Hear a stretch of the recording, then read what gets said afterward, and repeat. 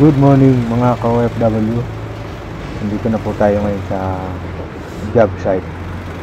At medyo malamig nga. Kaya nagpapaaraw tayo. Kaya tingnan nyo guys. Meron ditong small excavator. Kung tawagin nila bobcat. Napaka-amaze na gumalaw.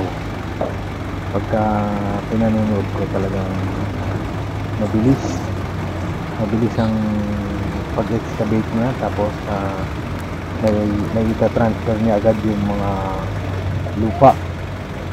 So tingnan po natin, mabilis din siya gamitin paglilinis ng mga flooring.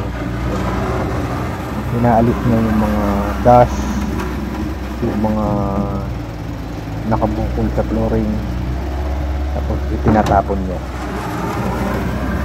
Kanina ko pa yung pinanonood eh. Pero expat po yung operator, ibang lahi. So, yan naman po yung aming partner, si Engineer Gayas.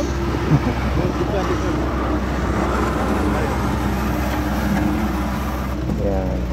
Tingnan po natin, panoorin nga natin siya kung paano gumalaw.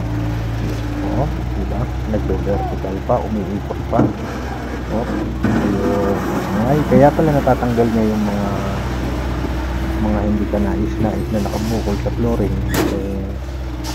Meron din siyang blade. Meron siyang blade na yun, isinusuro. So, natatanggal niya yung mga bumukol, yung mga nahulog na dumi, nahulog na semento. So, mostly itong mga flooring na to, itatiles po ito mga kawag na rin. Kaya, nililinis niya. So, diba? Ang galing. Ang bilis.